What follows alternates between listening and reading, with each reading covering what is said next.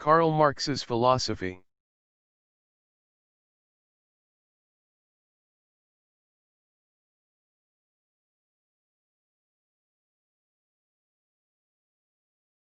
Marx was born in 1818 in Trier from parents Jews converted to the Catholic faith and died on March 4, 1883.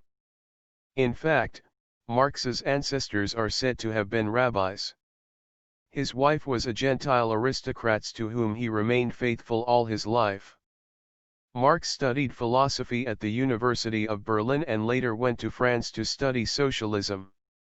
He took part in both the French and the German revolutions of 1848 and the reaction forced him to seek refuge in England in 1849.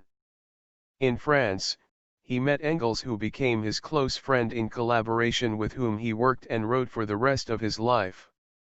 Engels was the manager of a factory in Manchester, England, and gave Marx detailed information of the dire condition of the workers in England.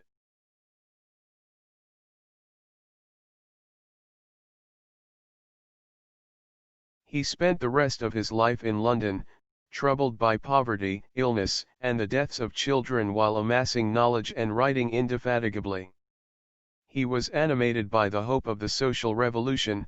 Russell, 2004, p. 476. His works include Communist Manifesto, Critique of Hegel's Philosophy of Right, Theories of Surplus Value, Economic and Philosophical Manuscripts, Poverty of Philosophy, Capital.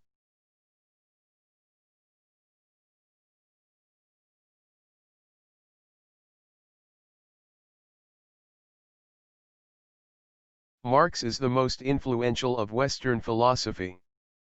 Yet he is not the greatest and the original thinker. Marxism is indisputably the most important and influential as a socio-political and economic order, but not as a philosophical system. Marx began as a philosopher, but eventually moved in socio-political and economic fields. He is a great social theorist, but he is not a great philosopher or original thinker. Marx's philosophy is a little more than a collection of ideas derived from past philosophers such as Heraclitus, Democritus, Epicurus, Francis Bacon, Machiavelli, Kant, and particularly Feuerbach and Hegel. The idea of Heraclitus that strife or conflict is the very condition of life, the law of nature and progress. The materialism of Democritus and Epicurus.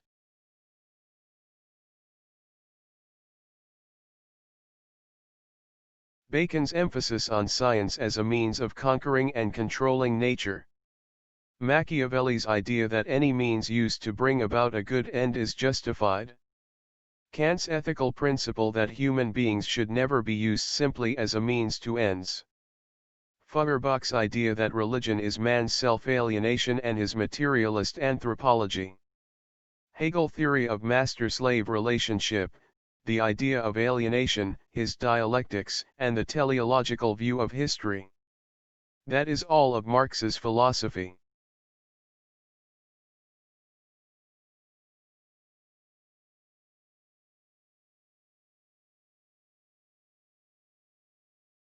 For Marx, knowledge is not acquired for the purpose of intellectual contemplation but for the purpose of action. Knowledge and action, theory and practice are inseparable. Truth is not to be found in abstract speculation but in practice. Put differently, the question whether object truth belongs to human thinking is not a question of theory, but a practical question. The truth, i.e. the reality and power, of thought must be demonstrated in practice.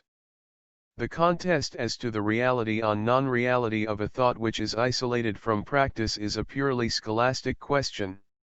Philosophers have only interpreted the world in various ways, but the real task is to alter it.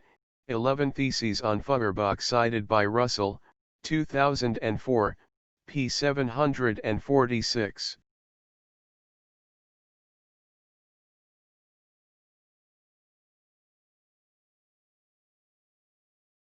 Thus, The process which philosophers have called the pursuit of knowledge is not, as has been thought on, in which the object is constant while all the adaptation is on the part of the knower, but both the subject and the object, both the knower and the thing known, are in mutual process of adaptation. This process is dialectical because it is never completed. Russell, 2004, pages 746 to 747.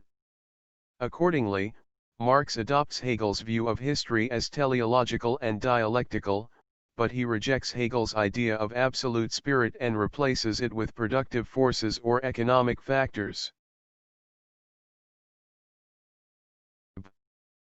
Thanks for watching, and remember to subscribe.